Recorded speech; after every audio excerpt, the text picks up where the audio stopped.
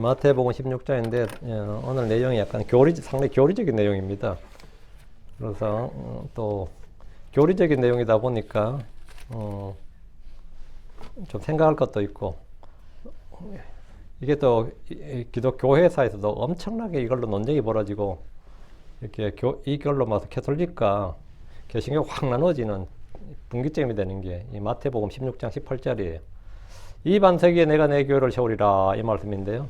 18절 말씀 같이 읽어보죠. 워낙 유명한 말씀이니까 같이 읽어봅시다. 또 내가 내게 이르노니 너는 베드로라, 이 반석 위에 내가 내 교회를 세우리니 지옥의 문들이 그것을 이기지 못하리라 했거든요. 너는 베드로라 했죠. 베드로의 본래 이름 시몬이고 주님께서 베드로라 또 게바로 붙여주신 거죠. 베드로는 헬라어고요. 게바는 아람어입니다. 이 반석 위에 내가 내 교회를 세우리니, 이 반석 할 때 이 반석이 누구예요? 이제 이게 해석이 달라지는데, 그냥 읽어서 이제 앞에 베드로 아니냐 이렇게 하는데, 그게 이 반석은 베드로가 아니고, 주는 당신은 그 그릇 살아계신 하나님의 아들이시니이다. 주님께 너는 베드로인데 네가 말한 그 신앙 고백이죠. 당신은 그 그릇 살아계신 하나님의 아들이신 나는 이 반석인 예수 그리스도 위에 내 교를 세운다, 이 말인데, 이게 이제 뭐 그렇게 엮일 수가 없냐 그러면 안 되고, 같이 오늘 한번 좀 따져볼 게 있습니다. 그래서 말씀에 오늘 교리적이다 이 말은 이제 그런 내용들이 좀 있다 이 말입니다. 오늘 공부할 말씀은 이 반석 위에 내가 내 교회를 세우리라 하신 주의 말씀입니다. 유대인들의 왕으로 태어나신 주께서 이 땅에서 하늘의 왕국이 가까이 있다고 선포하셨습니다. 그렇죠? 침례자 요한이 그렇게 선포했고 주님도 그렇게 선포하셨어요. 그렇다면 내가 이 반석 위에 내가 내 왕국을 세우리라 이래야지 자연스럽지 않아요? 주님께서 왕국이 가까이 왔다고 하셨고 왕으로 태어나셨으면 내가 이 반석 위에 내 왕국을 세우리라 이래야지 좀 정상적인 그 문맥이 자연스럽잖아요. 근데 주님은 왕국을 세우시겠다고 말씀하지 않으시고 내 교회를 세우라고 하셨습니다. 주께서 세우신다는 교회는 로마 캐톨릭 교회나 그리스 정교회나 영국 국교회나 성공회 같은 것이 아닙니다. 지금 세상에는 다양한 이름들의 다양한 교회가 많이 있습니다. 루터란 교회가 있고, 장로교회가 있고, 감리교회가 있고, 침례교회가 있고, 형제교회가 있고, 지방교회가 있고, 몰몬교회가 있고, 안식교회가 있고, 여호와의 증인도 뭐 교회라고 그러고, 메시아닉 교회도 있고, 하여튼 뭐 별의별 교회들이 많이 있어요. 교파가 굉장히 많은, 다 뒤에 교회가 붙죠. 다양한 이름들의 교회들이 존재합니다. 모두가 주 예수 그리스도를 말하고 그분의 이름을 사용합니다. 주께서 친히 세우시겠다는 나의 교회는 어떤 교회입니까? 주님이 세우시겠다는 교회는 주 예수로 이름을 부르는 사람들, 그분의 이름으로 죄 용서를 받고, 그분의 이름으로 침례를 받고, 그분의 이름을 믿고 따르는 사람들, 그분의 이름으로 감사를 드리고, 그분의 이름으로 인해 구원을 받고, 예수님의 이름으로 씻기고 거룩히 구별되어 의롭게 된 사람들이 주님과 한 영이 되고 그분의 살과 뼈들에 속한 지체들이 되는 것. 그래서 그 사람들, 교회는 건물이 아니라 사람이다. 그런 사람들, 그렇게 해서 우리 주와 연합한 사람들이 뭐다? 주님이 말씀하신 교회고 주님이 세우시겠다는 교회예요. 주께서 세우시겠다는 교회입니다. 교회는 체계나 조직이 아닙니다. 교회는 왕국이 아닙니다. 교회는 국가가 아닙니다. 교회는 클럽도 아니고 단체도 아니에요. 교회는 뭐다? 이러이러한 사람들, 주의 이름을 믿고 거듭난, 주의 영과 하나가 된, 주와 결합한 한 영이니라. 그리고 주 예수 그리스도의 그분의 살과 뼈들에 속한 지체들이 된 사람들, 이 사람들을 뭐라 그런다? 교회라고 한다고. 이게 주님의 교회예요. 우린 다 그분의 죽으심만으로 침례를 받았습니다. 우리가 죽음만으로 침례를 받아 그분과 함께 묻혔고 죽은 자들로 이렇게 돼서 생명의 새로운 가운데 걷습니다. 우리 모두 한 성령에 의해 침례를 받아 한 몸 안으로 들어왔습니다. 이 한 몸 안으로 들어왔다. 이 그리스도의 몸이 뭐다? 주님이 세우시겠다는 교회입니다. 이 몸이 그리스도의 교회입니다. 이 몸의 머리가 주 예수 그리스도입니다. 그리스도 안으로 침례를 받은 자는 그리스도로 옷 입었습니다. 주님의 교회는 이 침례를 받기 전에는 이 땅에 존재할 수 없습니다. 구약에서는 존재할 수가 없죠. 존재할 수 없으니까 주님께서 세우리라 이렇게 미래형으로 말씀하셨겠죠. 복음서에서도 당연히 존재할 수 없습니다. 왜? 그리스도 안으로 침례를 받아야 돼. 그리스도 함께 묻혔고, 그리스도 함께 죽었고, 묻혔고, 그리스도 함께 일으켜짐을 받은 사람들. 그래서 그리스도 안으로 한 몸 안으로 성령이 한 몸 안으로 그리스도 안으로 침례를 받아 한 몸이 된 사람들이 뭐라? 그게 주님이 말씀하신 교회란 말이죠. 그러니까 교회론에 대해서 논쟁이 많을 때 왜 논쟁이 많으냐? 교회의 개념이 문제죠. 교회의 정의, 교회의 개념, 교회가 뭔지를 모르면 이제 이 모든 이론이 다 달라지고 사상, 개념, 논쟁이 벌어지는 거죠. 골로새서 장 12절에 너희가 그분과 함께 침례 안에서 묻혔고 침례 안에서 또한 하나님의 활동의 믿음을 통해 그분과 함께 일어났으니 하나님께서 그분을 죽은 자들로부터 일으키셨느니라 했죠. 너희가 그분과 함께 침례 안에서 묻혔고 침례 안에서 또한 하나님의 활동의 믿음을 통해서 그분과 함께 일어났으니 일으켜졌으니 말이에요. 그러니까 이렇지 않다면 뭐가 되는 거죠? 이게 없을 때는 당연히 주님께서 말씀하신 그 교회는 나오지 않는 거죠. 주님께서 세우신다는 내 교회는 주님의 몸된 교회. 주님과 함께 죽었고 묻혔고 하나님과 함께 뭐라고?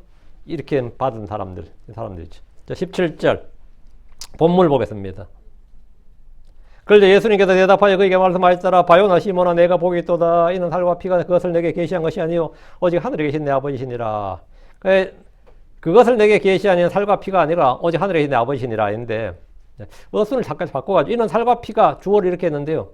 이제 약간 덧칠해가지고 그것을 내게 계시하니는 살과 피가 아니요 오직 하늘에 계신 내 아버지시니라면 운율이 약간 더 삽니다. 예. 베드로는 주 예수님을 걸어 당신은 그 그러시오 살아계신 하나님의 아들이시니다라고 했습니다. 당시 유대인들은 그분을 랍비, 스승, 예언자들 중에 하나로 불렀고 그나마 몇몇은 다윗의 아들이라고 불렀습니다. 그런데 베드로는 그분이 그 그러시오 살아계신 하나님의 아들이니다라고 말했습니다. 예, 그의 고백을 들은 주께서 바요나 시몬아 내가 복이 있도다. 그렇죠. 예수를 홀로 아는 것이 영원한 생명이고 예수를 아는 것 이건 진리의 지식이고 하늘을 아는 지식이란 말이죠. 이건 바요나 시몬아 내가 복이 있도다. 바요나 이거 뭐죠? 요나의 아들이라는 뜻입니다. 바돌로미 하면 돌로미의 아들 됐죠. 바 예수 하면 예수의 아들. 바가 선이라는 뜻이라 그랬죠. 예. 그러니까 예. 바요나 시몬입니다. 요한의 아들 시몬 아닙니다. 요나의 아들 시몬입니다. 바요나 시몬아 내가 복이 있도다. 베드로를 비롯한 제자들은 좀 전에 누룩의 교리를 배울 때만 해도 믿음이 적은 자들아 이런 책임을 받았는데 베드로가 이 고백을 통해서 뭐 된 거죠? 굿 레포트. 좋은 등급, 좋은 평가를 받게 된 겁니다. 그렇죠? 믿음이 적은 자들아 이런 방금 얼마 전까지만 베드로 보면 제자들은 다 책망을 받았어요. 그런데 여기서 베드로는 무리를 걸을 때도 큰 풍랑을 보고 곧바로 빠져버렸습니다. 그래서 믿음이 적다는 책망을 들었습니다. 그런데 이 순간 복이 있다는 칭찬을 들었습니다. 제자들은 주님께 칭찬을 받은 일이 거의 없습니다. 바요나 시몬아 내가 복이 있도다 했는데 주님으로부터 면전에서 이런 말을 들었을 때 베드로는 다른 제자들과의 경쟁에서 한 발 앞서 나간다는 느낌이었을 겁니다. 제자들은 그때까지 주님의 왕국에서 누가 더 큰 자인가, 가장 큰 자인가, 높은 자인가 이런 문제로 치열하게 다투고 있었기 때문입니다. 서로 경쟁 관계였다고. 주께서는 베드로를 칭찬하신 후에 딱 찍어서 바요나 시몬아 내가 복이 있도다 했으니까 어때요? 시몬이 참 어깨가 으쓱해질 만한 그런 장면이죠. 근데 주님께서 다음 17절 이는 살과 피가 그것을 내게 계시한 이가 아니요 오직 하늘에 계신 내 아버지시니라 이렇게 하셨습니다. 이 말은 베드로가 똑똑해서 이 진리를 깨달은 것이 아니란 겁니다. 베드로가 잘나서 똑똑해서가 아니고 또 누구에게 잘 배웠어도 아니고 안 것도 아니고 공부를 많이 해서 안 것도 아닙니다. 예수가 그리스도인 것과 살아계신 하나님의 아들이신 걸 알게 된 것, 믿게 된 것은 하나님 아버지의 계시로 말미암은 것입니다. 우리가 예수를 아는 것, 믿는 것도 마찬가지입니다. 우리는 예수님을 보지 않고 믿습니다. 느끼지도 못합니다. 그런데 그분을 믿고 사랑하고 기뻐합니다. 이것이 어찌 가능한 일입니까?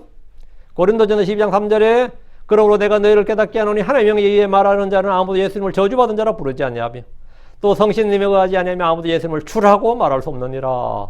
우리가 예수를 주요 그리스도로 그리고 하나님의 아들이사 참 하나님이다 이렇게 고백하는 것은 그렇게 입으로 말하는 것은 뭐냐 이거죠. 예. 성신님이 한 것이고 하늘에 계신 아버지의 계시로 말미암은 것이다. 자 이렇게 말하니까 다 아멘하고 우리는 은혜 받고 좋은데 꼭 이제 반론이 생겨요. 모든 건 다 그래. 반론이라는 게 있어. 자 여기서 한 가지 교리적 반론 또는 문제가 이제 제기됩니다. 예수를 아는 것과 믿는 것이 혈과 육, 그게 한마디로 사람의 살과 피, 사람에 의해서 배운 게 아니고 사람이 스스로 깨달은 것도 아니고 공부해서 수련으로 뭐 이렇게 깨친 게 아니라면 말이죠. 누구에게 배운 것도 아니란 말이죠. 뭐 베드로가 랍비한테 배운 건 아니잖아요. 서기관들 율법 사람한테 배운 것도 아니고 바리새인이나 사두개인들 제사장 레위 사람들 배운 게 아니란 말이죠. 그러면 베드로 어떻게 알았느냐? 아버지 계시로 말미암았다잖아. 예수님을 아는 것, 믿는 것이 아버지의 계시로 성신님에 의한 것이고 살과 피, 즉 사람의 힘이나 지혜나 교육으로 되는 것이 아니라면 예정론이 맞는 게 아닌가? 이런 얘기 들잖아. 예정론이 맞는 게 아닌가? 사람이 노력해서 깨닫고 믿는 것이 아니라 계시로 주어지는 지식이라면 이 진리의 지식이 계시로 말미암는 것이라면 계시가 주어지지 않는 사람은 아무리 교회를 다니고 성경을 공부해도 그분을 알 수 없고 믿을 수 없는 게 아니냐 이렇게 말이 되죠. 그럼 어때요? 또 생각해보니까 그렇네 싶잖아요. 응? 생각해보니까 또 그 말도 일리가 있네 싶잖아. 결국 주님이 계시해 주신 사람, 그 성신께서 성령의 조명을 받은 사람만이 믿고 구원받을 수 있다는 주장이 슬며시 올라오게 되고 또 상당히 설득력을 갖게 됩니다. 그럼 또 이게 고민스럽네 이래 되죠. 자, 본문의 말씀을 정확히 주의해서 보셔야 됩니다. 예수가 그리스도인 것, 하나님의 아들이심을 계시해 준 것은 살과 피가 아닌 것은 당대 제사장들, 그 유대인들이 말이에요. 당대 제사장들이나 레인들이나 랍비들이나 장로들, 서기관들, 율법사들 같은 사람들이 아니라 이 말입니다. 누구도 베드로에게 예수가 그리스도라고 가르쳐 준 적이 없습니다. 그렇다고 하면 베드로 스스로 깨쳤느냐? 그건 또 아니야. 그럼 베드로 누구한테 처음에 그 말을 들었느냐 이거죠. 따져보면 베드로는 안드레를 통해 들었습니다. 자기 형제 안드레를 통해 들었어요. 그렇죠? 그래서 예수를 알았고 예수를 소개받았어요. 안드레는 스승 침례자 요한을 통해 예수를 알았습니다. 맞죠? 요한은 당연히 아버지 계시 성령 하나님께서 요한은 예언자였으니까 주의 영을 통해서 말씀하셨죠. 그 침례자 요한이 하나님께 계시를 받아서 그분을 증언했습니다. 결국 예수를 믿는 것은 하나님의 예언자들의 선포와 증언을 통해서 믿는 겁니다. 그 증언을 통해 듣고 믿는 거예요. 구약의 예언자들은 그래서 영을 받았고 그분의 고난과 영광을 선포했습니다. 예수님 친히 오셔서 그분 자신을 선포하고 증언했습니다. 이것이 계시를 받은 겁니다. 이게 계시를 받은 거예요. 이것이 하나님께서 사람들에게 그분을 계시하는 방법입니다. 성경 기록들을 통해서 예언자들과 그분의 사도들을 통해서 그리고 먼저 믿은 성도들을 통해서 그분을 선포하고 그분의 말을 듣고 믿을 때 그분이 그리스도인 걸 알게 되고 믿게 되는데 이것이 하나님의 계시로 말미암아 알게 되었다 그런 겁니다. 이게 하나님의 계시입니다. 하나님의 계시로 말미암아 우리가 뭐 오늘 갑자기 뭐 빛이 번쩍하고 뭐가 획가다하고 각성이 팍 일어나고 뭐 영화처럼 아니면 여러 뭐처럼 드디어 내가 깨어났도다 이러면서 깨달음이 왔도다 뭐 그런 있잖아. 각성이 일어났다 그런 거 있잖아요. 그런 거 아니에요. 그런 거 아니라고. 계시로 알게 됐다는 말이 뭐냐. 하나님 지금도 그분에 대해서 증언하고 선포하십니다. 계시가 닫힌 것이 아니라 모든 사람들에게 그분을 밝게 알려주고 있습니다. 지금 현 시대도 계시는 닫히지 않았어요. 하나님께서 계속 주 예수를 뭡니다? 계시하고 계신다고. 알려주고 계시하고 계신다고. 성경이 계시의 책이고 계시의 말씀입니다. 성령은 지혜와 계시형입니다. 우리가 주를 알고 믿는 것은 세상 학자들의 연구와 도움을 통해서가 아니고 종교인들의 도움 때문도 아닙니다. 하나님이 그분의 거룩한 예언자들을 통해서 주신 말씀, 그죠? 계시의 말씀을 통해 알고 믿게 되는 겁니다. 이디오피아 내시가 빌립을 통해 그렇게 예수를 믿었습니다. 고넬료가 베드로를 통해 고넬료가 베드로를 불러서 그에게서 복음을 듣고 예수를 믿고 구원받았습니다. 빌립보의 간수가 사도 바울에게 복음을 듣고 구원받았는데 그들은 모두 사람을 통해서 하나님의 사람들을 통해서 말씀을 듣고 믿었습니다. 그것이 뭐다? 계시입니다. 그게 계시예요. 계시의 말씀이 선포되고 그걸 듣고 믿는 게 계시를 받은 겁니다. 그건 누가 계시해 줬냐고. 예, 아니 하나님 아버지가 계시해 주신 거죠. 이것이 하나님의 계시입니다. 그럼 베드로는 안드레를 통해서 들었고 안드레는 침례자 요한을 통해 들었고 다음은 예수님을 통해서 베드로도 계속해서 지금까지 듣고 봤죠. 그래서 당연히 계시의 말씀을 많이 들었지. 그래서 예수가 그 그러시고 살아계신 하나님의 아들을 알게 됐어요. 그럼 뭐가 된 거죠? 계시로 알게 된 거죠 말이죠. 저는 1986년 5월 어느 주일에 처음 복음을 들었습니다. 강단에서 선포되는 로마서 3장 말씀을 통해서 주의 말씀을 듣고 그날 제가 회개하고 예수를 믿기로 작정하고 믿었습니다. 그날 그 시작부터 믿었어요. 누가 제게 가르쳐 준 겁니까? 복음을 선포해 준 목사님이 계셨지만 주 하나님이 내게 그분을 계시해 주신 겁니다. 당연히 누굴 통했어요? 하나님께서 그 목사님의 설교를 통해서 내게 주 예수님을 계시해 주셨다고. 난 그렇게 계시를 받은 겁니다. 이것이 성경이 말하는 계시로 말미암는 지식, 계시를 받는다는 의미입니다. 그러니까 이 교회 성도들도 계시를 많이 받고 있지. 예. 어느 교회 다니는 것보다 계시를 많이 받아요. 응? 또 뭐 이빠른 사람도 막 그 교회만 뭐 하나님이 계신가요? 그런 하나님이 어디나 계시지. 그 말 같지 않은 소리 실수하면서 그 교회만 하나님이 계신가요? 예. 요따위 소리는 할 필요 없고 그런 말은 전 쓸데없는 소리고요. 초자연적인 황홀한 어떤 깨달음이나 경험을 계시라고 말하는 게 아닙니다. 기록된 말씀이 우리에게 전해지고 그것이 내게 알려지는 것. 그것이 뭐다? 계시다 말이죠. 그 주 예수님이 계시됐다고요. 이 세상에 뭡니까? 육신 있고 알려진 거예요. 이 세상에. 자, 18절. 그리고 내가 또 내게 말하노라. 너는 베드로라. 이 반석 위에 내가 내 교회를 세우리라. 이 반석 위에 여기다. 여기 이 반석 위에 upon this rock. 저는 이 영어 어순 그대로 번역을 했어요. 그래서 영어 어순이 이렇게 부사가 앞에 나오면 부사어로, 한국말로 하면 내가 이 반석 위에 내 교회를 세우리라. 이게 좀 더 이제 주어가 앞에 나오는 게 맞는데, 가능하면 이게 말이 확 꼬이지만 않으면, 아니면 많이 어색하지 않으면 그냥 어순은 그대로 뒀습니다. 그대로 어순대로. 왜? 헬라도 이 어순이에요. 이 반석 위에 내가 내 교회를 세우리라. 그리고 지옥의 문들이 그것을 이기지 못하리라. 이거는 로마 캐톨릭 교회의 근거가 되는, 존립의 근거가 되는 구절입니다. 이 말씀이. 주님은 베드로에게 그리고 내가 또 내게 말하노라. 베드로가 주님의 질문에 답을 했으니 이번에 주께서 베드로에게 무언가를 말씀해 주겠다고 하신 겁니다. 너는 베드로라. 그의 본명은 시몬입니다. 베드로는 주께서 더해주신 이름입니다. 이 이름은 헬라어로 페트로스인데 돌멩이란 뜻입니다. 에이스톤, 돌멩이라고, 돌멩이.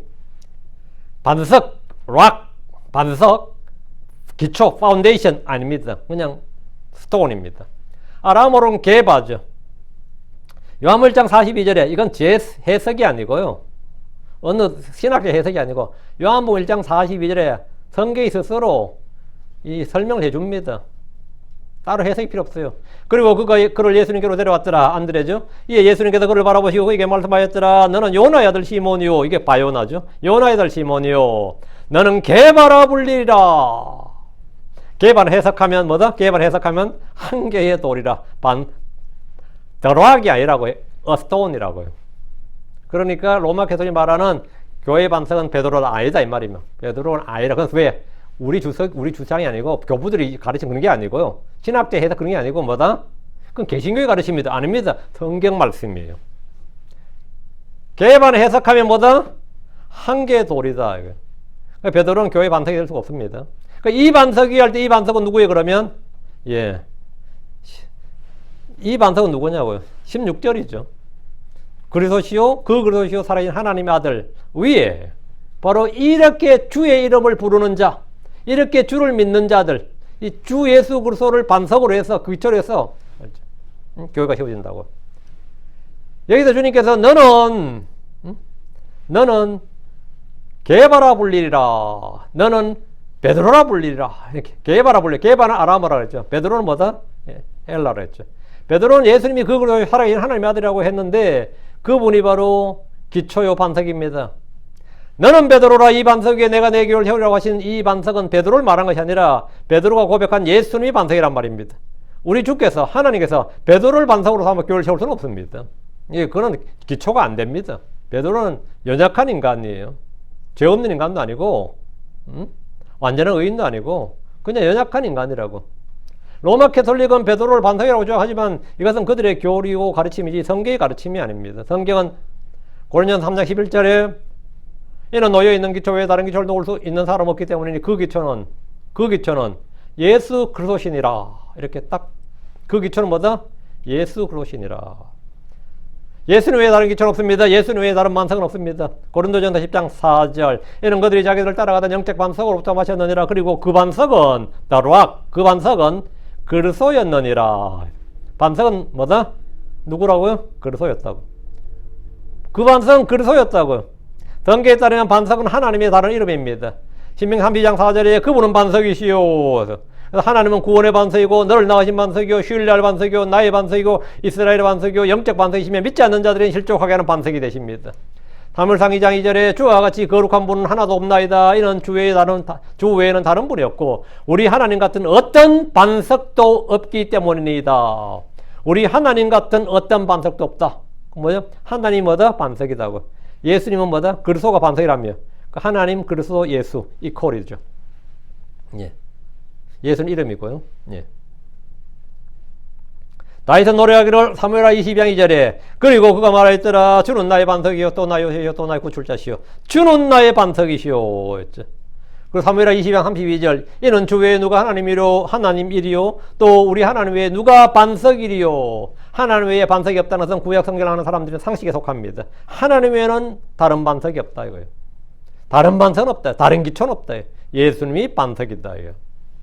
주께서 이 반석이라고 하신 것은 베드로를 반석으로 삼겠다는 것이 아닙니다. 베드로가 그 그리스도요 살아계신 하나님의 아들이라고 고백했는데 그 고백한 고백의 대상, 그 고백의 주, 그게 뭐라고요? 그 예수님이 이 반석이 되는 겁니다. 네가 말한 이 반석.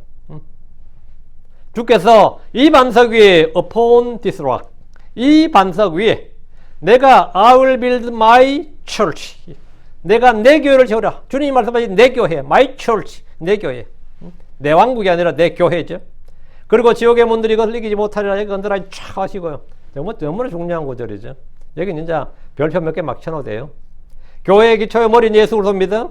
교회론에서 교회의 기원과 시작에 대한 여러 학설과 교류가 있습니다. 교회를 불러내음을 받은 무리들, 회중이라는 개념을 따라본다면 최초의 교회는 노아의 방주가 됩니다. 노아와 그의 가족은 멸망받을 세상과 심판받을 세상에서부터 건진받아서 구출받아서 뭡니까? 따로 불러냄을 받은 사람들 모임이죠. 그게 방주였어요.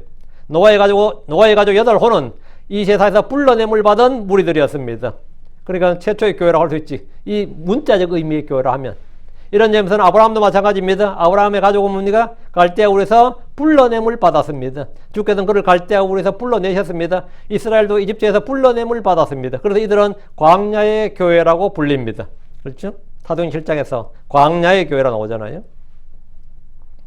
그래서 복음서에 보면 우리 주께서 마태복음 18장 17절에 그리고 만일 그가 그들에게 듣기를 거부하면 그것을 교회에게 말하라. 그러나 만일 그가 교회의 말도 듣기를 무시하거든 너는 그를 이교도나 세리와같이 여기라. 하는데 보면 복음서에 교회가 있었네 이런 말이 나오는 거죠. 여러분 그것을 교회에 말하라 했죠. 그래서 교회는 뭐죠?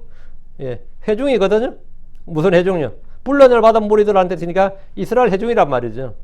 성도들의 무리 모임을 교회라고 하신 겁니다. 그래서 교회의 기원을 말할 때 교회는 예수님 이 땅에 오시기 전부터 있었다. 광야의 교회도 있었고 뭡니까? 마태복음 18장에도 보니까 교회에게 말하라 이런 말을 보니까 교회가 있었네. 그래서 교회의 기원을 말할 때 교회는 예수님 이 땅에 오시기 전에도 있었고 구약에도 있었고 이 땅에 오신 이후에도 있었다 이렇게 말하는 분들이 많이 있습니다. 킹잼 성경을 사용한 독립침례교회들 안에서도 또 목회자들 가운데서도 지역교회를 굉장히 중요시 하시는 분들은 이 주장을 많이 해요. 이 교리라 이건 설교를 많이 합니다. 교회의 기원은 뭐다? 저 예전부터 두는 거죠. 반면 이와 반대로 이 주의 몸된 교회를 중시하는 사람들은 뭐 지역교회고 뭐 교회는 그런 거 좀 우습게 여기고 두세 사람만 뭐 내 이름을 모인 것이고 교회죠. 뭐 교회는 무슨 이런 식으로 굉장히 이제 이 지역교회를 이제 좀 멸시하거나 좀 별거 아닌 것으로 또 주장하는 분들은 많이 있습니다. 그러니까 좋은 교회를 찾습니다. 좋은 교회를 찾지 말고 네가 교회가 되라 뭐 이런 말도 하고 그런 거 들어보셨죠? 네가 좋은 교회가 되라. 네가 성전이고 네가 뭐 교회인데 뭐 놈 좋은 교회를 왜 찾냐 뭐 이런 식으로. 그거 다 헛소리야 다. 내 몸이 주의 성전인데 교회가 무슨 필요가 있느냐? 이건 거의 무교회주의입니다. 이거는 거의 무교회주의인데 로마 캐톨릭은 캐톨릭 교회만이 참된 교회고 사도적 권위를 계승한 교회의 뭐 수익권 뭐 이런 걸 주장합니다. 반면 침례교회는 그 교회를 음녀의 교회라고 부르면서 아무런 크레딧도 주지 않아요. 우리는 캐톨릭을 교회 취급도 안 합니다. 그렇죠? 구약의 회중들의 모임이나 복음서에서 주께서 말씀하신 이런 교회들은 주 예수 그리스도를 반석으로 그 위에 세워진 교회가 아닙니다. 예, 주 예수 그리스도 이름으로 침례를 받았고 구약에 누가 주 예수님을 침례를 받았어요? 그분과 함께 묻혔고 그분과 함께 죽었고 그분과 함께 묻혔고 그분과 함께 일으킴을 받은 사람 일어난 무리들 그래서 한 성령에 의해서 한 몸 안에 들어온 무리들은 구약에 한 명도 없습니다. 복음서에도 한 명도 없습니다. 예수님이 죽기 전에 어떻게 예수님의 죽음으로 침례를 받아요? 아무도 없죠. 주께서 세우시겠다는 내 교회는 뭐다? 지금 미래형이에요. I will 잖아. I will. 내가 세우겠다잖아. 앞으로. 언제? 교회 구약이나 복음서에 있는 회중들의 무리는 부름받은 자들이 불러냄을 받았다는 뜻에서 그 모임이란 뜻이죠. assembly라고 해요. called out assembly란 그 문자적인 뜻이지 주께서 베드로에게 말씀하신 대로 이 반석 위에 내가 내 교회를 세우리라 한 내 교회 그 교회가 아닙니다. 우리가 말하는 교회는 예수 그리스도께서 그분 자신의 피를 흘리고 값주고 사신 교회를 말합니다. 예수님 피를 흘리기 전에는 일 없는 거죠. 예수님께서 그분 자신의 피를 흘리고 값주고 사신 교회 그 부분 안으로 침례받은 그리고 주의 영과 함께 주와 함께 결합한 자. 이 사람들을 교회라 그런다고. 우리가 말하는 교회는 예수 그리스도께서 그분 자신의 피로 흘리고 사신 교회다. 예수님을 주여 그리스도로 고백하고 믿는 자들의 모임, 그분의 피로 죄의 사면을 받고 구속을 받은 자들, 그분의 피로 씻음 받은 자들의 무리, 영이 거듭나고 혼이 구원받은 그런 사람들이 모여 주의 이름을 부르는 회중들을 뭐다? 그 사람들을 교회라 그럽니다. 그런 사람을, 그런 크리스천들을 교회라고 부른다고요. 교회는 당연히 건물이나 조직이 아닙니다. 교회는 국가도 아닙니다. 그런 사람들을 교회라고 부른다고. 이런 점에서 유대인들의 해당은 교회가 아닙니다. 어떤 면에서 문자적 의미는 교회가 맞지만 어떤 면에서는 교회가 아닙니다. 그런 단어가 뭐냐면 그리스도도 그래요. 그리스도는 기름 부음 받은 자라는 뜻인데 문자적으로 하면 다윗도 기름 부음 받았고 사울도 기름 부음 받았어요. 엘리야도 기름 부음 받았고 맞죠? 그럼 그렇게 따지면 구약의 예언자들이랑 왕들은 기름 부음 받은 자라는 뜻은 뭡니까? 그리스도가 되는 겁니다. 적그리스도도 뭡니까? 기름 부음 받은 자라는 뜻이에요. 앞에 NT가 있었지만. 그러니까 그 문자적인 의미지. 진짜 성경이 말해 주님이 이 반석 위에 내가 내 교회를 세우리라 할 때 내 교회가 아니다 말이죠. 내 교회가 아니다고. 그 해당은 교회가 아니다 이 말이죠. 그분께서 십자가에서 피를 흘려 죽으시고 부활하신 후에 성령이 오셨을 때 오순절에 성령이 제자들과 주의 이름을 부른 자들 위해 임했습니다. 그래서 한 성령에 의해서 한 몸이 된 거죠. 한 영, 한 몸이 된 겁니다. 한 침례.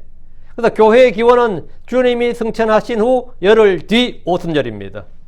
이거는 사실 논쟁의 거리가 아닌데 엄청나게 논쟁이 많아요. 그건 교회의 개념의 차이입니다. 주께서 세우시겠다는 교회는 바로 회개하고 주 예수를 믿고 주의 이름을 부르는 사람들로 이루어집니다. 그들 각 사람이 살아있는 돌들로 하나 영적 집으로 지어지는 것입니다. 베드로전서 2장 5절에 너희 또한 살아있는 돌로서 영적 집으로 건축되고 너희 또한 살아있는 돌로서 살아있는 돌이 리빙스톤이죠. 라이브리 스톤 돼 있을 거면 또한 살아있는 돌로서 영적 집으로 건축되고 예수 그리스도를 통해 하나님께서 받으실 만한 영적 희생을 누리는 거룩한 제사장들이 되었도다. 이들이 뭡니까? 교회들이에요. 이게 교회입니다. 예수로가 반석이요 기초입니다. 우리는 그 위에 세워지는 돌들, 집으로 지어는 돌들이고 주님이 반석이고 그럼 같은 재질이어야 되죠. 우리는 돌들이고 우리는 그리스도 안에서 서로가 지체고 영적인 유기체들입니다. 다시 18절 너는 베드로라 이 반석 위에 내가 내 교회를 세우리라 했습니다. 여기서 베드로는 헬라어 페트로스입니다. 반석은 페트라입니다. 단어가 다르죠. 페트로스, 페트라 다르다고. 신약성경에서 사용된 페트라는 15번인데 산과 같은 바위, 폭풍이나 세찬 파도가 몰아쳐도 튼튼한 기초가 되는 그런 바위, 그런 바위를 뭐냐? 예, 페트라라 그럽니다. 큰 산불이 나도 지진이 나도 토네이도가 불어도 아무런 해가 없는 것, 그것이 뭐다? 반석입니다. 번개가 몰아치든 태풍이 몰아치든 아무런 어떤 폭우에도 전혀 흔들림이 없는, 전혀 해가 없는 그게 뭐다? 그게 반석이에요. 누구든지 주의 말씀을 듣고 행하는 자들은 이 반석 위에 세운 지가 같다고 했는데 이 반석은 누굽니까? 예수 그리스도입니다. 예수 그리스도 안에 뿌리를 내리고 예수 그리스도를 통해 세월을 입은 사람들은 반석 위에 집을 지은 지혜로운 사람과 같다는 겁니다. 그의 말씀을 듣고 행하는 사람들이 바로 그런 사람들이다. 어떤 성도도 베드로 위에 자신을 세우지 않습니다. 어떤 크리스천도 베드로 위에 자신을 세우지 않아요. 지금도 세상의 많은 교회들이 주 예수를 아닌 다른 반석을 기초로 삼고 세워져 있습니다. 루터교회는 루터의 교리와 가르침을 따라 세워졌습니다. 그 루터란 교회라고 합니다. 루터란 처치라죠. 장로교회는 켈빈의 교리를 바탕으로 세워졌습니다. 감리교회는 잔 웨슬레의 교리를 바탕으로, 지방교회는 오치만니의 교리를 바탕으로, 형제는 넬슨 다비의 가르침을 바탕으로 세워졌습니다. 그렇죠? 몰몬교회는 조셉 스미스의 교리를 바탕으로 세워졌습니다. 무슬림 교회는 뭡니까? 꾸란은 무함마드의 교리를 바탕으로 그걸 기초로 세워졌습니다. 전부 다 무슨 미국은 불당적 교회라 그래요. 부디스트 철치라잖아. 부디스트 철치는 뭡니까? 석가모니의 가르침을 근거로, 유교는 공자의 가르침을 바탕으로, 기초로 또는 반석으로 삼아서 세워진 교회입니다. 교회라는 이름이 그래서 아니면 별게 다 했죠. 종파의 시조 또는 우두머리가 없는 교회가 침례교회입니다.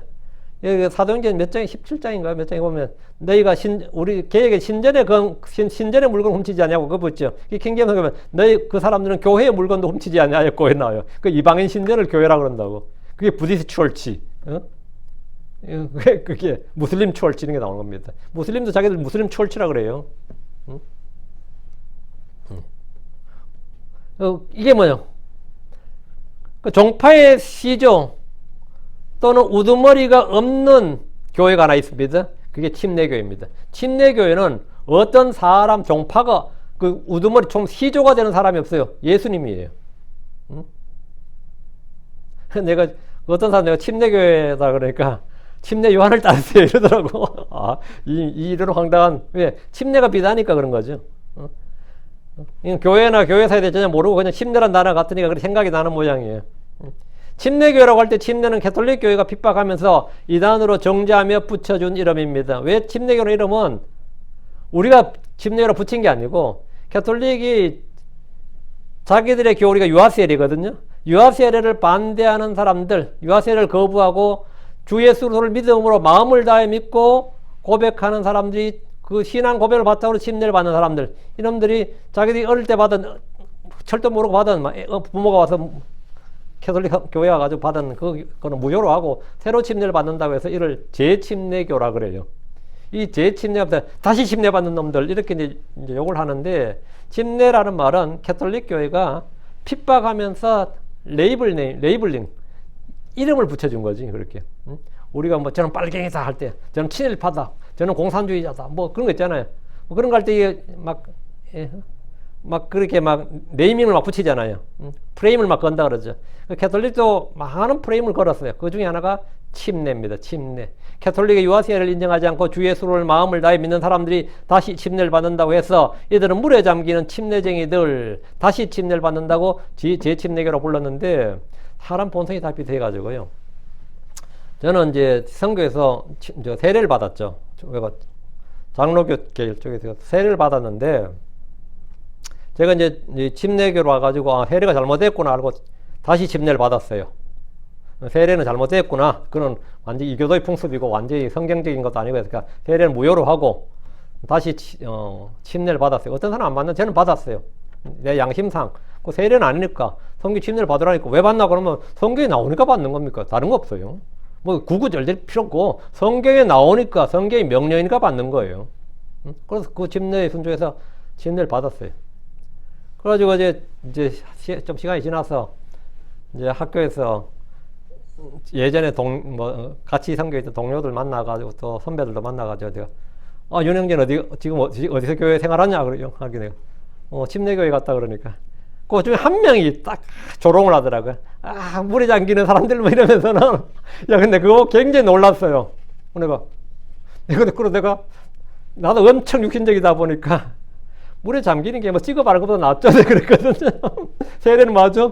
물 찍어 바르잖아. 내가 잠기는 게 찍어 바르는 것보다 낫죠. 내가 그랬더니만 니들은 찍어 발랐잖아. 나도 찍어 발랐고. 내가 잠기는 게 찍어 바르는 건 낫죠. 그랬더니만 되게 뻘쭘해 하더라고. 말싸움 잘하는 게 뭐 명적인 건 아니에요. 그래서 내가 하여튼 순발력 있게 말싸움 제가 잘했는데, 그런 적이 있었어요. 근데 내가 이제 그 성경의 진리인데 이 조롱을 딱 하는 거야.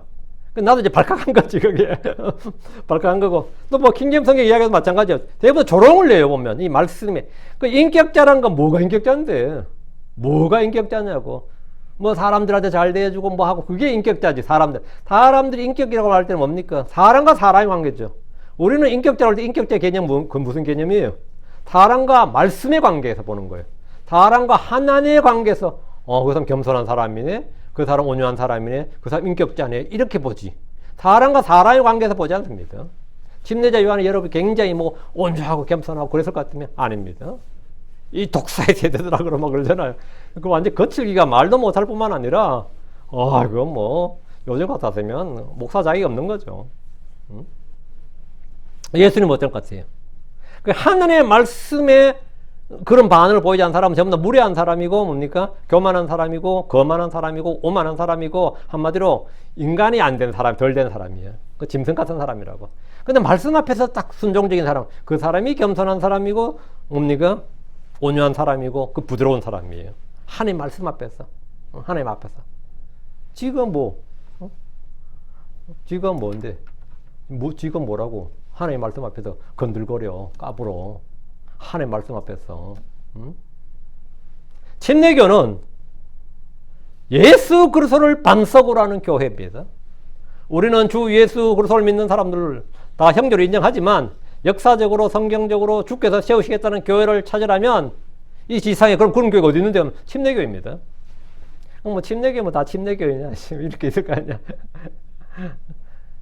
그래서 전부 다 이제 자기 선명성을 막 강조하는데 침례교회는 이제 역사적으로 알아둘 것, 또 성경을 알아둘 것. 침례교회는 종교개혁 때 그 사건 이후에 세워진 교회가 아닙니다. 침례교회는 종교개혁 이후에, 그 루터의 종교개혁 이후에 세워진 교회가 아니에요. 1500년대 이후에 나온 게 아니란 말입니다. 사도행전에서부터 시작된 회개하고 주 예수 이름으로 침례를 받았던 그들이 바로 그들의 무리가 뭡니까? 침례교회예요. 그 사람들이 주님께서 교회들의 날마다 구원받는 혼들을 더해주시더라 할 때 교회에 구원받는 혼들을 더해주시더라. 그 구원받는 혼들이 뭐라고? 그게 주님께서 세우시겠다는 교회입니다. 그게 교회예요. 내 교회라고. 주께서 세우시겠다는 교회는 성령이 오심 이전에는 불가능합니다. 왜? 고린도전서 12장 13절에 이런 한 성령에게 우리 모두가 한 몸으로 심례를 받았으며 우리가 유대인이든 이방이든 매인자든 자유로운 자든 모두 한 성령을 마시게 되었느니라 했는데 한 성령에서 우리 모두 한 몸으로 한 몸 안으로 심례를 받았다 하잖아요. 이게 무슨 심례죠? 성령 심례 또는 그리스도 안으로 심례, 그리고 죽음 안으로 심례잖아요. 이게 어떻게 예수로 십자가 이전에 있을 수 있는 일이냐고. 있을 수 없는 일이지. 오순절 이전에 누가 이렇게 한 성령에서 모두 한 몸 안으로 심례를 받느냐고. 그게 가능한 일이냐고. 역사에 있었던 일이냐? 있을 수도 없고 있지도 않았지. 성경이 말한 침례는 바로 이거예요. 우리는 그리스도 안으로 침례를 받았습니다. 성령으로 침례를 받았어요. 그래서 한 몸이 되었는데 이것이 주께서 내가 세우리라고 하신, 내가 내 교회를 세우라는 주님의 교회, My Church입니다. 이 교회는 세상을 이깁니다. 죄를 이깁니다. 마귀를 대적하고 이기는 승리하는 교회, 전투하는 교회, 승리하는 교회. 이 교회는 순결한 교회고 전투하는 교회. 지금 각기 있는 지역교회들과는 분명히 차이가 있습니다. 자, 다시 18절. 약간 교리적인 내용인데 잘 들으셔야 됩니다. 그리고 지옥의 문들이 그것을 이기지 못하리라. 주께서 세우시는 교회는 지옥의 문들이 그것을 이기지 못하리라. 이게 뭔 말 같아? 지옥의 문, 여기서 언달에 촥 하시고 지옥의 문들이 그것을 이기지 못하리라. 내가 어떤 사람을 죄를 지면 하죠. 경찰서로 끌고 가죠. 경찰서의 문으로 끌고 가죠. 차에 태워서 뭐 수갑 채우든 하지 않다 경찰서로 가 조사를 받아. 다음에 법원의 문을 통과하고, 다음에 감옥으로 들어가지. 그 문으로 들어간다. 문으로 들어간다. 사람이 죄를 지면 어디 가죠? 사마의 문을 통과하고 무덤의 문으로 가서 몸은 무덤의 문으로 가고 사마의 문을 통과해서 지옥의 문들로 가지. 그렇죠? 그렇죠? 이거는 예외가 없습니다. 예. 근데 주께서 세우신 교회는 뭐다? 조직이 아니라 뭐다? 사람이라 그랬죠. 그러니까 주께서 세우신 교회는 그리스도와 한 몸이 된 사람들을 말이죠. 그리스도의 지체가 된 사람들, 성령으로 진리를 받은 사람들은 뭐다? 지옥의 문들이 그것을 이기지 못한다. 어떤 크리스천들도 지옥의 문을 끌고 갈 수 있다 없다? 못 끌고 간다고. 이 개혁과 개정력 성경에 보면요. 음부의 권세 이렇게 돼 있거든요. 음부의 권세 이렇게 있는데 상당히 의역이에요. 그리고 성경에 음부란 말은 없습니다. 이것도 상당히 교리적인 내용인데 성경에 음부란 말은 없어요. 이는 귀신, 유령, 도깨비 같은 것이 성경에 나오지 않는 것과 같이 음부와 같은 말은 존재하지 않습니다. 근데 개혁 성경에 음부가 굉장히 많이 나와요. 개정에도 많이 나옵니다. 근데 킹제임스 성경을 번역했는데 킹제임스 성경이 졸지에 한국에서 처음 킹제임스 성경이 번역된 게 한글 킹제임스 성경인데 32번을 이 음부라고 해버린 거예요. 그 기준이 뭐냐면 32번이 아니라 사실은 훨씬 더 많은데 자기들 알아서 어떤 거는 음부, 어떤 거는 지옥, 어떤 거는 무덤 이렇게 막 지옥은 헬이니까 뭐 헷갈릴 게 없을 것 같고요. 음부와 무덤을 막 번갈아 하면 막 써버린 거예요. 그 기준이 뭐냐면 없어. 자기 대충 한 거야, 되죠. 그래서 32번이야. 근데 지금 최근 나온 또 킹제임스 성경을 보니까 음부가 나왔는데 음부가 맞다고 막 주장하더라고요. 어떤 이들은 무덤을 음부라고 어떤 이들은 지옥을 음부라고 하는데 둘 다 오류입니다. 무덤은 무덤이고 지옥은 지옥이지 음부란 성경에 존재하지 않습니다. 음부를 지하세계를 의미한다는 뜻으로 설명하는 이들도 있는데 이건 그리스 신화에 나오는 거고요. 이것은 원어나 영어나 한글로도 존재하는 불교의 종교 개념, 그리스 신화의 개념, 세계관과 용어를 그대로 차용한 겁니다. 킹제임스 성경을 번역했던 어떤 성경에도 32곳이나 음부란 말을 사용했는데 어떤 기준으로 그렇게 했냐 물어봤더니만 무덤과 음부를 뭘로 구분했냐 물어봤더니만 원어나 영어에서 구분되는 기준이 아니에요. 원어나 영어는 그냥 소울이야. 아니면 하데스, 아니면 뭐 그레이브인데 영어나 이 원어로 구분한 게 아니라 번역자의 생각과 마음대로 그렇게 한 것이었습니다. 자, 고린도전 15장 55절 한번 보시죠. 또 이 설교 듣고 또 열받을 놈 되게 많겠네. 고린 15장 55절. 근데 진리라는 것은 항상 그래요. 고린 15장 55절. 오 사망아 너에서 오는 것이 어디 있느냐, 오 무덤아 너의 승리가 어디 있느냐. 여기다가 딱 중요한 구절입니다. 사망과 무덤이죠. 고린도전 15장은 뭐다? 부활장이죠. 무슨 부활? 육체 부활입니다. 성도들의 육체의 부활을 다루고 있다고. 지금 문맥이 고린도전 15장 육체의 부활을 다루고 있습니다. 사도 바울은 육체의 죽음과 부활을 설명하면서 이 구절을 인용했습니다. 호세아서를 인용한 거죠. 주께서 육체적 부활을 하셨고 무덤에서 나왔다는 말이에요. 그리고 우리 성도들도 함께 예수님과 같은 본을 따라서 그분이 첫 열매니까. 그러니까 육체적 부활이니까 육체적 무덤이죠. 응? 그 사망에서 무덤, 사망은 딱 연결되죠. 읽으면 자연스럽게 오 사망아, 오 무덤아 이렇게 읽고 이해가 됩니다. 근데 이걸 이제 한글 킹제임스 성경을 보면 오 사망아 너에서 오는 것이 어디 있느냐, 뭐 앞은 똑같고요. 오 음부야 너의 승리가 어디 있느냐 이랬거든요. 오 음부야 너의 승리가 어디 있느냐. 음부야 이렇게 되었어요. 이번 새로 나온 킹제임스 성경 하나 보니까 오 사망아 너에서 오는 침이 어디 있느냐, 오 음부야 너의 승리가 어디 있느냐. 그래서 오 음부야 이렇게 되었어요. 육체적 부활을 다루는데 갑자기 음부가 튀어나옵니다. 주님은 사망에서 부활하셨고 무덤에서 나오셨습니다. 주님은 음부에서 나오신 적이 없습니다. 주님은 사망에서 부활하셨죠. 주님의 몸은 사망에서 부활하셨고 뭐라고? 그 몸은 무덤에서 나오셨어요. 그분의 혼은 지옥에서 나오셨습니다. 그분은 결코 혼이든 몸이든 음부에서 나오신 적이 없습니다. 음부는 나올 수가 없어요. 신약이든 구약이든 어떤 성도들도 음부에서 부활하는 성도는 단 한 명도 없습니다. 사망에서 무덤에서 부활합니다. 왜 성경에서 음부가 없어야 되는지는 더 이상 설명을 필요로 하지 않습니다. 그렇죠? 이게 부활이에요. 사망을 이기는 것, 무덤에서 나오는 것. 그게 뭐라고요? 무덤이 일으키는 그것이 부활이라고. 왜 음부가 왜 나와 갑자기? 다만 지옥을 믿지 못하는 여호와의 증인이나 안식교 등에서 원어의 스올, 하데스를 음부라고 정의하지만 그런 킹제임스 성경이 이미 헬과 그레이브, 퉁 이건 전부 다 아니 핏 딱 구분해놨기 때문에 우리 킹제임스 성경을 기준을 따르면 됩니다. 너는 그렇게 말하는 기준이 뭐냐? 네 지식이냐? 아닙니다. 난 성경의 기록을 따르는 겁니다. 해석을 따르는 게 아니라 기록을 따른다고. 킹제임스 성경은 지옥과 무덤으로 정확히 구분해 줍니다. 그런데 이 원어 하데스를 한 스오를 거기는 무덤도 아니고 지옥도 아니고 구덩이로 되어 있네요. 그럼 그건 구덩이에요. 킹제임스 성경이 정의한 대로 믿는 겁니다. 그것이 뭐냐? 바이블 빌리버예요. 이게 성경 신자라고. 그게 우리의 뭐다? 성경 신자다 말이죠. 예. 그래서 헷갈리게 하나도 없습니다. 다시 18절. 그리고 지옥의 문들이 그것을 이기지 못하랴. 이게 무슨 뜻이냐?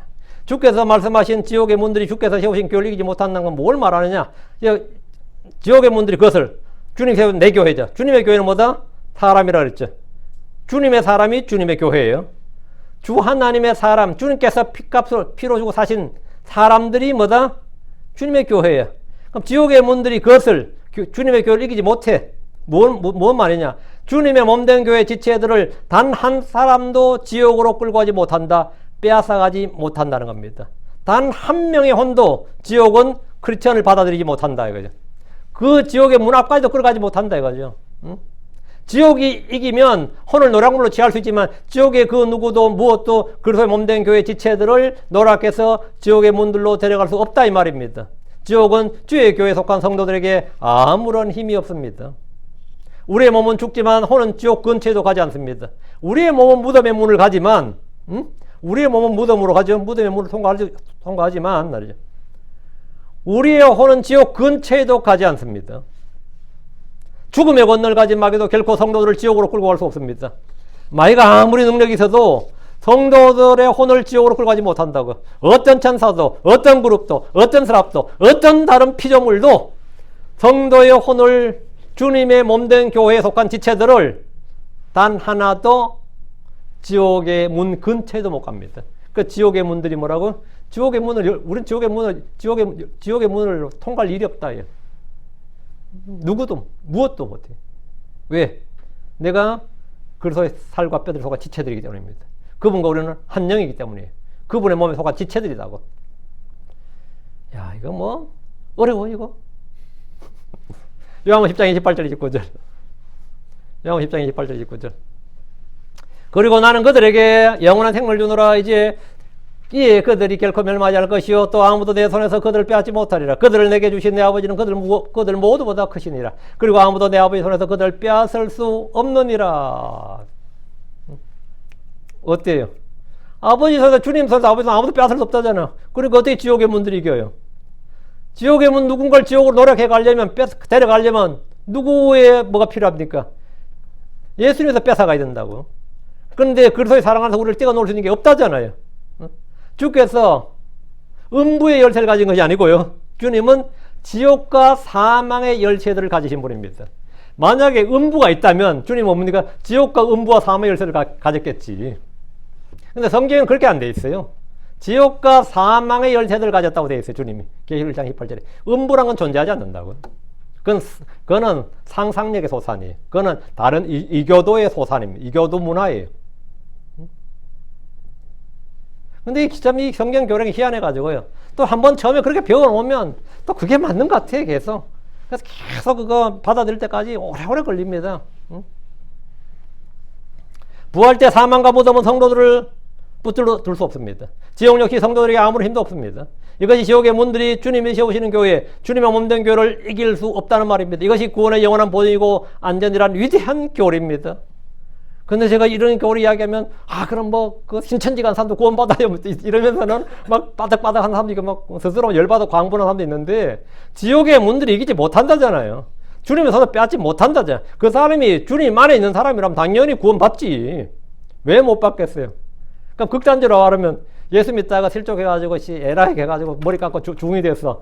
근데 휴거 날짜에 가면 그 중이 휴거 확대야. 신친제 독립신제기 별 미친 목사 다 했다 그러고 막 이런 식으로 한 사람도 봤어요. 진짜 뭐 믿었으면 올라가겠죠. 그랬더니만은 그걸 가지고 이제 약간 해가지고 그때 그쪽 교회 목사하고 이야기했는데 중들 중에도 휴거된 사람이 있다고 그러더라고. 목적 두드리다 휴거될 수도 있다고 그러더라고. 이거는 테크니컬리 진짜 구원받았는데 이 사람이 완전히 실족을 해서 배교를 해서 중이 됐거나 여와의정이 됐거나 뭐 문선명이한테 갔거나 이만희한테 갔거나 그럴 수 있잖아요. 캐톨릭으로 개종을 했거나 하여튼 간에 있을 수 있죠. 사람 별의별 사람 다 있지 없겠어요. 근데 휴거될 때 저 캐톨릭은 저 중은 뭔데 휴거되냐? 그 중은 예수를 믿었느니라. 뭐 우리 그게 우스갯소리지. 그때 제가 총알 탄 택시 이야기 해줬죠. 총알 탄 택시 기사하고 그 뒤에 목사가 그 택시에 탔는데 교통사고 나서 둘 다 죽었단 말이에요. 그 심판을 받는데 택시 기사는 뭐 하늘로 천국으로 가고 목사는 지옥으로 갔다 그러게요. 목사님 따지니까 나는 목사고 쟤는 불법을 저지른 택시 기사인데 왜 그럽니까 하니까 저놈이 운전할 때는 승객들이 다 기도했느니라. 네가 말할 때는 성도들이 다 졸았느니라 그랬잖아요. 이 사람 깨어있겠고 니는 졸겠다 그러잖아요.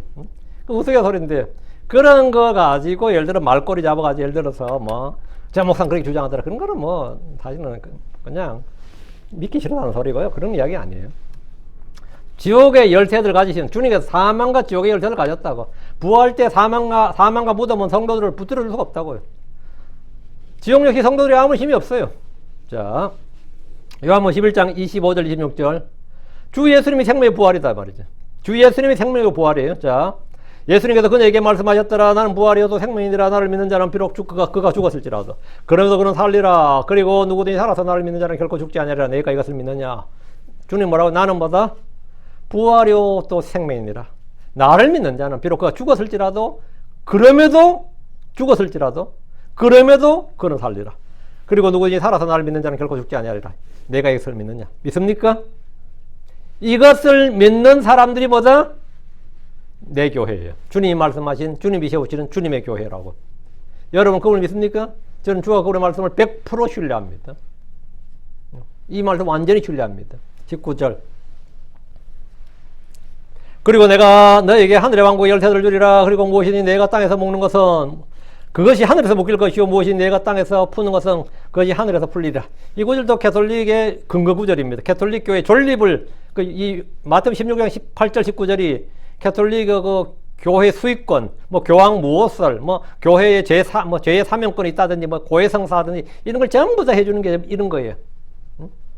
이 구절에서 나와요. 이 구절이 이제 베드로가 반석이라는 주장, 그 18절만큼은 논란이 많은 구절인데 주께서 베드로에게 하늘의 왕국의 열쇠를 주겠다고 하였단 말이에요. 이 말씀을 바탕으로 로마 교회는 베드로가 교회의 반석이고 교회의 수익권을 가진 사도라는 주장을 합니다. 베드로가 열쇠를 받았다 이거. 한마디로 그가 초대 교황이고 그를 통해서는 뭐 그가 열쇠를 그가 갖고 있으니까. 근데 베드로는 로마에 간 적이 없습니다.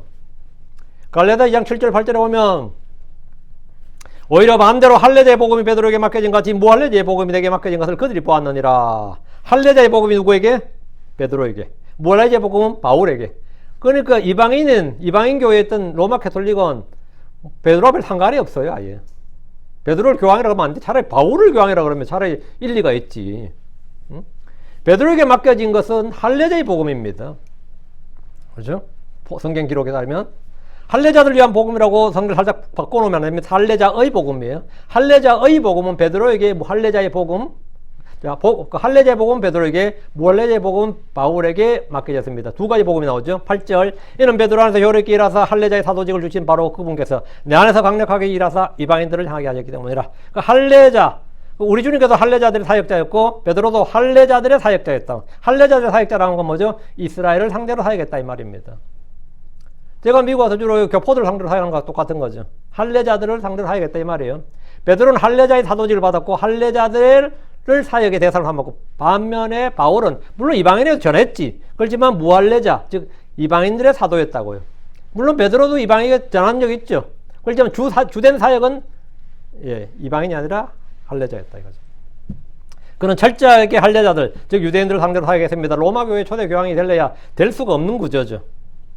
로마서를 쓴 사람은 사도 바울입니다. 베드로가 아니에요. 바울이지. 로마의 셋집에서 복음을 여는 사람도 사도 바울이고 로마에서 죽은 사람도 사도 바울입니다. 그는 무할례자의 복음 이방인들의 사도였습니다. 주께서 베드로에게 이 반석 위에 내가 내 교회를 세우리라고 하셨습니다. 교회 머리 반석이요 기초요 건축자는 주 예수 그리스도입니다. 교회는 하나님의 입이요 진리의 기둥이요 터전입니다. 디모데전서 3장 15절에 그러나 만일 내가 오랫동안 지체하면 내가 하나님의 입에서 스스로 어떻게 처신해야 하는지 내가 알게 하려노니 이 집은 살아있는 하나님의 교회의 진리의 기둥과 터니라. 보면 하나님의 집에서 이 집은 하나님의 집은 살아계신 하나님의 교회예요. 진리의 기둥과 터전이니라. 터니라. 교회는 사람들의 이익집단이나 이념 결사체가 아닙니다.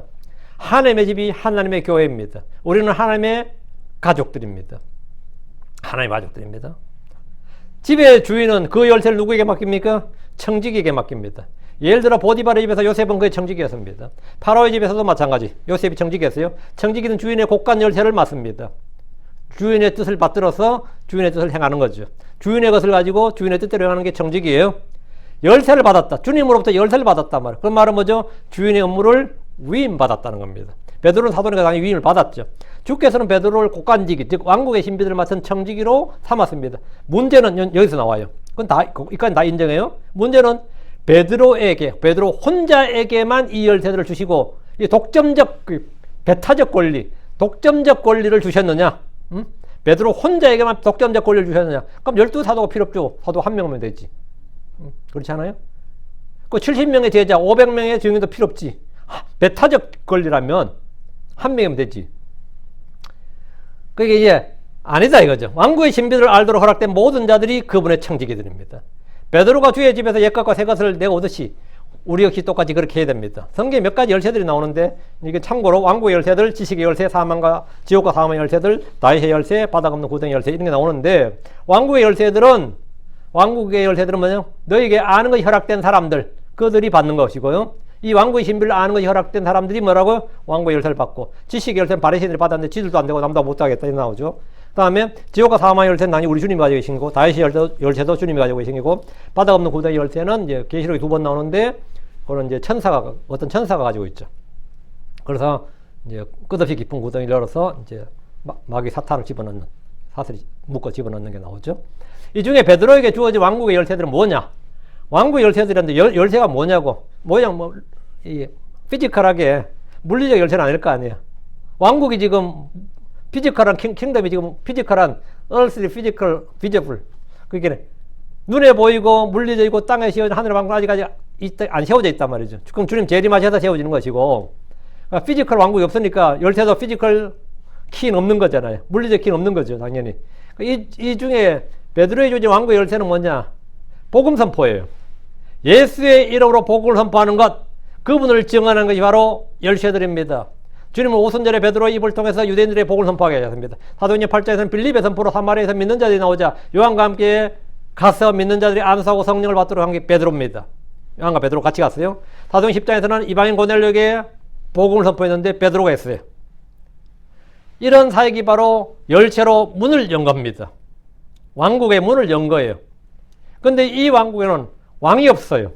왕은 하늘로 먼 나라로 가버렸다고. 하늘로 가버렸다고. 그게 마태복음 13장에 나오는 뭐다? 하늘의 왕국의 비유예요.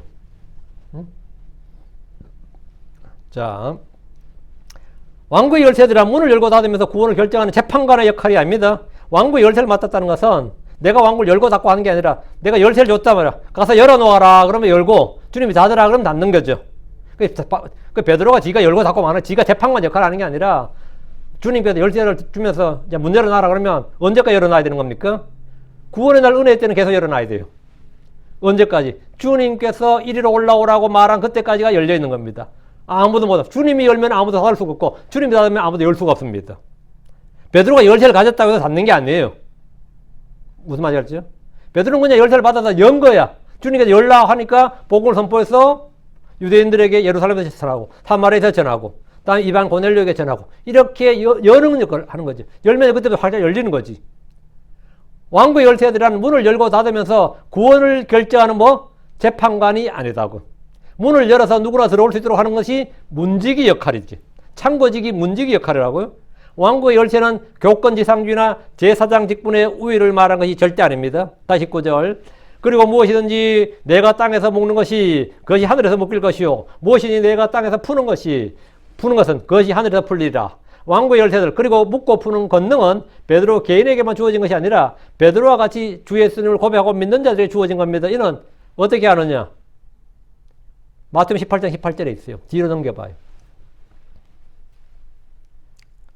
진실로 내가 너에게 말하노라. 너희에게 말하노니 너희가 무엇이든지 땅에서 먹는 것은 하늘에서 먹을 것이요. 여봐, 너희가 여기서 언더라인 쫙. 내가가 아니라 뭐죠? YE. 너희가 하잖아요. 분명히 마태복음 16장에서는 베드로 다우였잖아요. 근데 여기서 뭐라고요? 너희잖아요.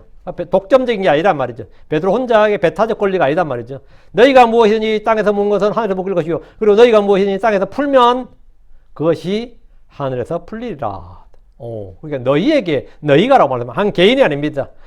그럼 마태복음 16장 19절에서 베드로에게 하신 말씀은 그와 같은 믿음의 고백을 하고 주를 믿는 사람들이 주시는 직무임을 알 수 있습니다. 주님은 무엇이든지 내가 땅에서 먹는 것은 그것이 하늘에 묶을 것이라 하셨는데 이 말씀은 요한복음 20장 23절과 더불어 로마 교회가 가장 악용하고 오용하는 말씀입니다. 자, 뒤로 와서 요한복음 20장 22절 23절. 그리고 그분께서 이것을 말씀하시고 그분께서 그들 위에 숨을 내쉬며 또 그들에게 말씀하시니라. 너희는 성신님을 받으라. 이거 지금 하신 말씀이에요. 누구의 죄들인지 너희가 사면하면 그것들이 사면되느니라. 또 누구의 죄들인지 너희가 그대로 두면 그것들이 그대로 쓰리라. 이 사도들이 죄의 사면권도 있고 죄를 사면 안 해줄 수도 있네. 이렇게 해가지고 이 사제들한테 이런 권한이 주어졌다. 이런 식이죠. 이게 교권주의라 그래요. 이게 니콜라파의 교리입니다. 이것은 주께서 베드로에게 주신 말씀이 아니라 제자들 모두에게 주신 말씀입니다. 베드로에게 주신 말씀이 아니라. 그러니까 제자들 모두에게 뭡니까? 왕국의 열쇠, 그리고 하늘 땅에서 묶고 푸는 열쇠. 이런 게 묶고 풀 수 있는 이게 되는 거죠. 그럼 이게 뭔 말인가? 이건 쉽죠. 예. 그들이 누군가의 죄들을 사면한다. 사한다는 것은 뭡니까? 죄 사함 어떻게 선포되죠? 죄 사함 어떻게 죄가 사면됩니까? 예. 죄 사함의 복음을 전하여 믿게 하는 겁니다. 죄의 사면은 예수 그리스도 이름으로 되는 거죠. 그 예수로 이름으로 죄의 사면이 예루살렘에서 온 세상으로 그게 전파됐단 말이죠.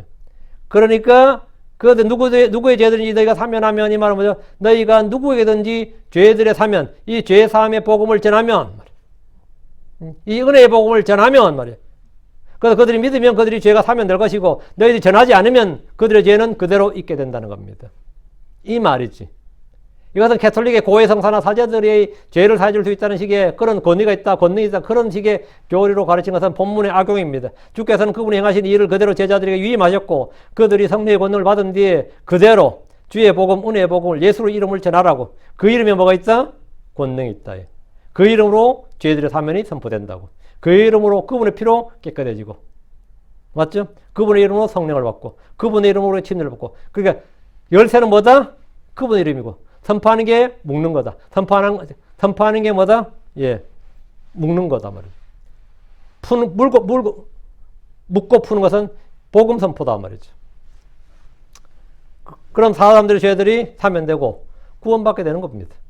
그러나 그들이 전하지 않으면 아무도 믿을 수 없게 되고 사람의 죄들도 해결되지 않습니다. 전하지 않는데도 어떻게 믿어요? 선포되지 않는데 어떻게 믿냐고.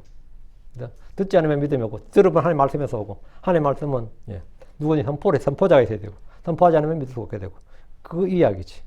그래서 우리가 이 말씀은 이로써 이제 16장 지금 세 구절 했죠. 17, 18, 19 세 구절인데 굉장히 중요한 구절이고, 교리적 이거 좀 중요한 말씀이고, 사실은 알고 나면 굉장히 은혜로운 말씀이에요. 굉장히 복된 말씀이지. 그래서 우리가 뭐든지 이제 바르게 알고 나면 어렵지도 않고 단순하고 명쾌하죠. 그리고 굉장히 은혜로운 말씀인데, 악용되면 또 한없이 악용될 수 있는 말씀이 성경의 양날의 검입니다. 살릴 수도 있고 죽일 수도 있고 자유를 줄 수도 있고 속박을 할 수도 있고. 그럼 우리가 어떻게 되느냐 하는 것은 진리를 바르게 아는 것이죠. 바르게 아는 것. 이게 바로 뭡니까? 지혜와 계시형입니다. 이게 주님께서 우리에게 지혜와 계시형을 주셔서 깨닫게 주셔서 이렇게 지금 배운 대로 믿으면 되겠습니다. 기도합시다. 그냥 믿어요. 하나님 말씀을 잘 읽어보고 과연 그런가 찾아보고 믿어요. 위대히 거룩한 주하나님 감사합니다. 하나님 오늘도 주신 말씀 선포했습니다. 선포된 말씀들이 성도들에게 잘 전달되게 해주시고 또 듣는 모든 분들이 과연 그 말씀이 그러한가, 또 이것이 과연 하나님의 말씀인가, 그냥 사람들의 전통이고 가르침인가, 사람들의 교리인가를 잘 분별할 수 있도록 지혜와 계시형을 주시고 깨닫는 마음을 주시옵소서. 기록된 말씀을 부지런히 살펴보고 아버지는 기록된 말씀을 그대로 믿게 하여 주시기를 원합니다. 저희가 바르게 알고 바르게 믿고 바르게 주님을 섬기기를 원합니다.